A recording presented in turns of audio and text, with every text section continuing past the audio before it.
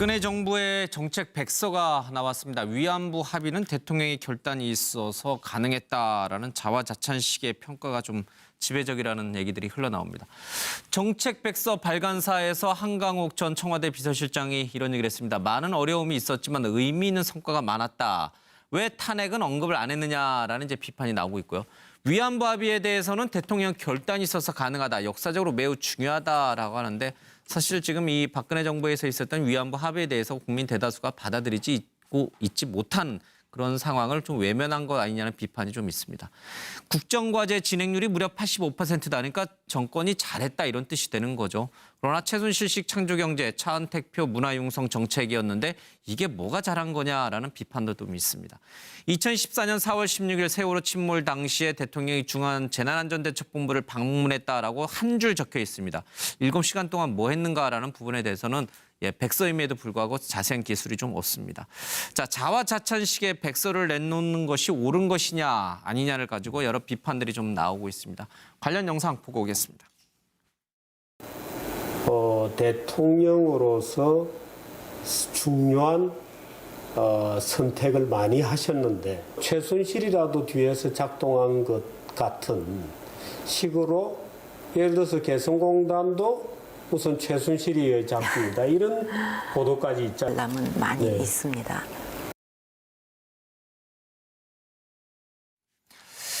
박근혜 정부의 정책 백서, 임기를 다 채우지 못했기 때문에 정책 백서라고 하기보다는 뭐 정책 보고서 정도가 어울리지 않느냐 이런 뭐 지적도 있습니다만 이거는 보수 쪽 의견을 먼저 좀 듣는 게 좋을 것 같아요. 황 소장님 듣고 우리 차 의원님 얘기 좀 들어보겠습니다. 김광균 시인의 시에 보면 이 폴란드 망명 정부의 집회라는 그런 귀절이 나옵니다. 그래서 지금 박근혜 정권의 백서가 그 비슷한 거 아니냐. 아무 쓸모가 없다는 거죠. 실패한 정권의 백서가 이제 와서 무슨 의미가 있겠나. 물론 했던 일들 중에 좀 뭐 잘했다라고 말하고 싶은 거나 실제로 잘한 일도 있을 겁니다. 그렇지만 정권 자체가 정권을 지키지 못하고 한마디로 탄핵이 되고 그 대통령이 지금 재판을 받고 구치소에 가서 있는데 여기에서 백서라는 것이 지금 와서 무슨 의미가 있겠냐. 세월이 많이 지난 다음에 이 사건이 다시 규정될 수가 있겠죠. 그렇기 때문에 지금 이 백서를 발간했다라는 것도 넌센스고요. 저는 한 가지 예만 들자면 위안부 합의를 할 수도 있습니다. 중요한 것은 뭔가 하면 정권 초부터 위안부 합의가 국익을 위해서 욕을 듣더라도 해야 될 필요가 있다라는 부분을 지속적으로 국민들한테 납득을 시켜가다가 했으면 괜찮았을 텐데요. 그러지 못했다라는 거죠. 위안부 얘기는 다음 질문에 있으니까 그때 그러니까요. 예를 들어서 한 겁니다. 백서 안에. 알겠습니다. 차 교수님. 우리 황 소장님께서 아주 재밌는 비유를 하셨는데 폴란드 망명정부의 집회. 진짜 오랜만에 듣는 이야기인데 저는 그래도 폴란드 망명정부의 집회도 충분한 그 역사적 가치는 있다고 봅니다. 이 폴란드 망명정부 집회라도 발행을 해야 이 나라의 이런 폴란드 그 국민들이 나라를 찾아야 되겠다는 생각이라도 하겠죠, 그죠? 근데 사실 저는 박근혜 정부가 뭐 백서 만들 수는 있다고 봅니다. 그러나 왜 헌정사상 초유의 사태가 벌어지지 않습니까? 박근혜 정부 때 그것이 바로 탄핵에 이어서 결국은 파면까지 이어지는 건 우리나라 헌정사상 초유의 사태인데. 그런 사태가 왜 발생했느냐 그 부분에 대한 이야기가 있어야 된다는 것이죠. 그것이 또 후임 정권이 나도 반면교사로 삼을 수 있는 거 아닙니까? 지금 예산이 5억이나 들었다고 하는데 자사천으로 끝나고 한다면 이것은 진짜 말 그대로 완전 5억이라는 예산은 진짜 물 3억은 그것밖에 더 되겠습니까? 그렇다고 한다면 진짜 이 역사의 교훈으로 남길 수 있는 그러한 부분에 있어서 냉철하게 무엇이 잘못되었고 누가 책임을 져야 된다는 그러한 부분들을 분명하게 명시를 해야 되는 것이 아닌가. 과거 쫓겨났던 그 조선의 왕조의 그 왕들 같은 경우도 강해군 그건 일지입니다. 실록이 아니고 강해군 일지, 연산군 일지를 다 남겼거든요. 그래서 역사의 반면교사로 삼았던 그러한 측면에서 본다고 한다면 상당히 이 부분은 아쉽다는 생각을 지울 수가 없습니다. 알겠습니다. 아마 이 백서 준비가 작년 12월부터 됐으니까 이제 8개월, 9개월간 이루어졌는데 한강욱 전 비서실장을 비롯한 이 박근혜 정부에서 녹을 먹었던 분들은 탄핵 사태 때문에 모든 게 다 매도당하는 것을 아마 굉장히 불편해했던 것 같습니다. 그렇죠? 그래서 여러분 자화자찬식의 평가를 내리지 않았나 이런 생각도 좀 듭니다. 차 의원님. 보시면 배추는 김치가 아니에요. 배추는 배추입니다. 그러니까 제가 얘기하는 건 뭐냐면 백서는 사료예요. 백서는 역사서가 아닙니다. 예. 역사는 과거와 현재의 대화예요. 실제 과거에 있던 사실 중에서 예. 이 지금 집필하는 자가 자기의 어떤 철학과 어떤 자기의 어떤 지향에 맞게 예. 그걸 재해석하는 게 역사입니다. 그래서 지금 백서 낸 것 같고 왜 거기에 무슨 탄핵에 관한 얘기가 없냐. 뭔데 이제 왜 자화자찬하느냐. 이렇게 얘기하는 거는 좀 제가 볼 때는 과도한 평가다. 거기는 제가 볼 때 아마 그 박근혜 정부 4년 동안 그 정책적으로 쭉 해놨던 거 예. 이런 것을 주로 기록했을 거다. 예, 그리고 그것을 뭐 잘했다 못했다라는 얘기는 예. 나중에 사가들이 평가를 하시라 이게요. 그렇게 하고 그것이 어떤 뭐 나중에 이제 뭐야 그 예를 들어서 탄핵 과정은 또 탄핵 과정에 관한 또 그 기록을 또 따로 남기면 되지 않습니까? 그래서 제 얘기는 배추나 무 보고 자꾸 김치라고 얘기하지 말고 왜 이렇게 맛이 없냐 하지 마시고 예. 배추는 배추입니다. 그러니까 나중에 김치는 알아서 만드세요. 예. 알겠습니다. 배추는 김치가 아니다. 근데 죄송스럽지만 채소는 좀 일본식 표현이라 우리식으로 좀 야채로 좀 고쳐서 이제 써서 주면 좋겠습니다. 어쨌든 배추는 김치가 아니다. 예, 거기에 왜 백서에 탄핵 얘기를 안 넣냐고 뭐라 할 게 아니다. 이제 알겠습니다. 정수영. 예, 뭐 정책 백서란 말 자체가 우선 어울리지 않고요. 자화자찬 보고서죠. 저는 그 한강옥 우리 비서실장께서 아마 42년생이시니까 70 한 5, 6세 되셨는데 예. 참 부질없는 일을 하셨다. 저는 이런 판단입니다. 그 지금 이게 기본적으로 이 정부가 어떻게 출범했고 예. 어떤 그 정책적인 대안들을 내놨고를 지금 내는 것이 중요한 것이 아니라 진짜 앞서 우리 차지원 교수님도 얘기했지만 왜 헌정사상 최초의 탄핵을 당할 수밖에 없었는지 그런 사태를 초래했는지 예. 여기에 대한 어떤 이후 정권이든 예. 보수 정권이든 진보 정권이든 뭔가 귀감이 될 수 있는 반면 교사가 될 수 있는 그런 자료를 넘기는 것이 우선이었고요. 예. 정책 공약 유행률 85%그 근거는 그 행정부가 결정하는 게 아니지 않습니까? 저는 한마디로 세월호 참사 당일 그저 중앙안전재해대책본부 예. 방문한 거 외에는 기술할 수밖에 없는 정책 보고서 소위 독자 없는 소설에 예. 불과할 거라고 생각합니다. 알겠습니다. 일본 위안부 얘기는 다음 질문에서 좀 드릴게요. 양희 사장님. 근데 백스라는 게 무슨 뜻인지 아세요? 이게 원래 그 표지가 하얗다 화이트 페이퍼라고 해서 예. 백스라고 이야기를 해요. 그리고 어원이 영국의 그 정부가 국민들에게 이 보고하는 보고서입니다. 예. 그걸 갖다가 화이트 페이퍼라고 해서 백스라고 그러고 영국의 의회가 국민에게 보고하는 것들은 청스라고 그래요. 블루북이라고 해가지고 예. 푸른색의 그 표지를 쓴다고 해서 백서인데요. 국가 예산을 가지고 했던 게 백서인데 백서의 기본적인 사전적 의미를 좀 불러줘야 읽어드려야 됩니다. 정부가 정치, 외교, 경제 따위의 각 분야에 대하여 현상을 분석을 하고 미래를 전망하여 그 내용을 국민에게 알리기 위한 그 정부의 보고서거든요. 예. 자, 그랬었을 때 저는 박근혜 정부가 과연 정책 백서를 발간할 자격이 있었는가라는 예. 부분에서 다시 돌아갈 수밖에 없습니다. 그리고 이 백서는요, 현상을 분석을 하고 미래에 대한 전망을 내놓는 예. 게 백서면 기본적으로 백서라는 자격에 걸맞는 내용들이 담겨야 돼요. 그러면 실패한 정부가 왜 실패했는지에 대한 현상을 분석하고 예. 그렇게 하지 말아야 되는 미래를 전망하고 대안을 제시하는 게 백서인데 국가 예산 5억을 들여가지고 과연 박근혜 정부가 정책 백서를 낼 자격이 있는가? 예. 차라리 반성문을 내는 게 맞았다고 생각합니다. 노영희 변호사님. 저는 아까 차명진 전 의원이 배추는 김치가 아니다. 이걸 가지고 왈가왈부하는 게 조금 부적절하다 말씀하신 것에 대해서 조금 말씀드리고 싶은데요. 배추는 김치가 아니죠. 그러나 김치는 배추를 만드는 거 아니겠습니까? 그렇다면 배추 그대로 있어야 되는 거예요. 이걸 소세지를 만들어 놓고는 소세지 김치다 이렇게 할 수가 없는 거거든요. 그러니까 무슨 얘기냐면 기본적으로 제가 좀 웃기는데 기본적으로 좀 적절한 표현 같은데 예. 그러니까 솔직해야 된다는 거예요. 그 재료가. 그리고 사실이어야 된다는 거예요. 백서는 예. 솔직해야 되는 거예요. 지금 양 박사님이 아까 말씀하신 것처럼 백서는 미래를 전망하면서 그 내용을 국민에게 알려야 되는 것이거든요. 예. 근데 여기에 대해서 지금 본인들이 생각하고 있는 여러 가지 그 과장된 것들을 기준으로 예. 해서 적어놓은 것이 무조건 옳다고 생각하면 안 된다는 것이고 예. 또 하나 지금 저는 문체관광부에서 사실 이거를 배포했습니다. 그리고 한강옥 전 비서실장이 발간사를 쓰셨고 예. 이련주 전 청와대 그 국정과제 비서관이 집필 책임을 맡아서 총론을 작성했습니다.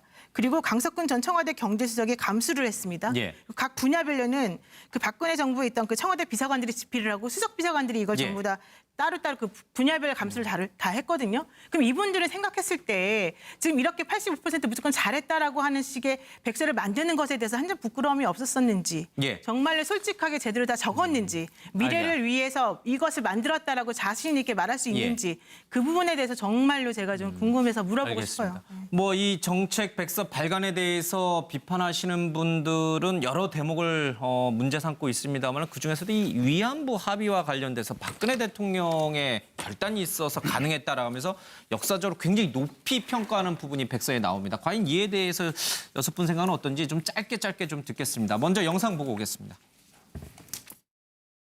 이번 합의를 통해서 그 위안부 피해자 할머니들의 명예와 존엄이 회복되고 또 마음의 상처를 치유하기 위해서는 일본 측의 조치가 신속히 그리고 합의한 바에 따라서 충실하게 이행되는 것이 가장 중요하다고 생각합니다. 이번 협상 결과가 성실하게 이행됨으로써 한일 관계의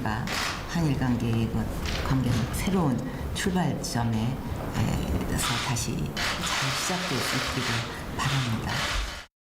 한국 정부는 일본 정부의 표명과 이번 발표에 이르기까지의 조치를 평가하고 일본 정부가 앞서 표명한 조치를 착실히 실시한다는 것을 전제로 이번 발표를 통해 일본 정부와 함께 이 문제가 최종적 및 불가역적으로 해결될 것임을 확인한다. 한국 정부는 일본 정부가 실시하는 조치에 협력한다. 아베 총리는 위안부 합의의 이행 필요성을 언급하였으며 문 대통령은 한일 관계를 더 가깝지 못하게 가로막는 무엇이 있다며 우리 국민 대다수가 정서적으로 수용하지 못하고 있는 현실을 인정하면서 양국이 공동으로 노력하여 지혜롭게 해결해 나갈 것과 이 문제가 한일 양국의 다른 관계 발전에 걸림돌이 되어서는 안 된다는 점을 분명하게 말하였습니다. 네, 대통령의 결단이 있었기 때문에 가능했다. 이 얘기는 뒤집어 놓고 보면은 윤병세 전 외교부 장관이 이 한일 위안부 합의에 대해서 반대했음에도 불구하고 대통령이 밀어붙였다라는 뭐 과거 세간의 이 언론 보도 내용과도 좀 연결이 돼 있는 것 같습니다. 노영희 변호사님 얘기 듣고 차명진 의원 얘기 좀 듣겠습니다. 아까 이제 공박을 하셨기 때문에 먼저 하시고 나중에 공격할 수 있는 기회를 드리겠습니다. 저는 위안부 합의 역사적으로 매우 중요한 것이다. 예. 그걸 당연히 아셨을 거라고 생각하는데 그렇기 때문에 의미나 그런 것이 그 합의가 미치는 영향이나 결과가 무엇인지를 정말 신중하게 판단하고 했어야 된다. 예. 잘했어야 된다. 그런데 대통령이 정말 어리석게 잘못된 결단을 하셨다. 그래서 오늘날에 이 잘못된 위안부 합의가 있다 이렇게 생각합니다. 예, 백서 내용을 정면으로 비판하시는군요. 예. 노 코멘트입니다. 제가 볼 때는 그 합의 내용을 그 일본과 한국 양쪽에서 정부 당국자나 민간인들이 모두 다 현재 지키지 않고 있습니다. 예. 그래서 그 합의 내용을 역사적으로 잘한 거냐 못한 거냐라고 얘기하는 것 자체가 저는 좀 적절하지 않다고 생각하고 그래서 노 코멘트입니다. 노코멘트 하겠다. 알겠습니다. 그 위안부 합의 문제를 소위 이른바 대통령의 강한 의지 이렇게 운운했는데 결단이란 말은 어느 도단이고요. 사실 박근혜 정부에 있어서 소위 사드 배치 문제와 한일 위안부 피해 합의 문제 이 문제는 대표적인 사실은 한중 관계, 한일 관계를 망가뜨린 이른바 불량 통치고 역대급 외교 낭패입니다. 이것을 이렇게 변명하는 것이 어떻게 가능한지 오히려 한중 한일 관계를 망친 마지막에 급하게 뭔가 쫓기듯이 결정했던 그 결재 과정이 오히려 충분히 조사될 필요가 있는 지금 사안이다. 알겠습니다. 황 선생님. 저는요. 결단이라고 이야기하는데 그렇게 중요한 문제 같으면 왜 취임 초 3년 2013년부터 2015년 12월까지 이 문제를 갖다가 이렇게 아베하고 괜히 티격태격하면서 뒤로 미루었는가. 처음부터 국민한테 이것이 필요하니까 어떤 하나의 희생을 할 수밖에 없다라고 설득해 하지 못했는가. 예. 그것은요 2015년 9월 3일입니까 천안문 막루에 미국이나 우방의 반대도 불구하고 올라갔다가 그 이후에 파장이 심해지니까 급작스럽게 사드 문제나 위안부 문제를 갖고 가려고. 박 대통령이 이거 해결할 생각이 애초에는 없었어요. 그렇게 마무리 짓다가 발생한 문제다. 그래서 저는 예. 이 문제를 가지고 결단이라는 것은 어느 도단이다 이래 봅니다. 예. 차 교수님. 예, 저는 뭐 위안부 합의 역사적으로 매우 중요하다, 결단에서 가능하다고 백서가 이야기를 하고 있는데 저는 이 백서가 지금 이야기하고 있는 이 말이 저는 우리 국민들을 위해서 하는 이야기가 아니라 저는 딱 한 사람한테만 적용되는 말인 것 같습니다. 예. 일본 아베 총리에게 딱 적용되는 말이죠. 아베 총리한테는 진짜 역사적으로 중요한 거 아니겠습니까? 예. 그리고 이러한 부분들에 있어서 결단 누구를 위한 결단이냐? 저는 결국은 예. 일본 아베 총리를 위한 결단이었다. 그 이상 그 이하도 아니라고. 아니다. 예.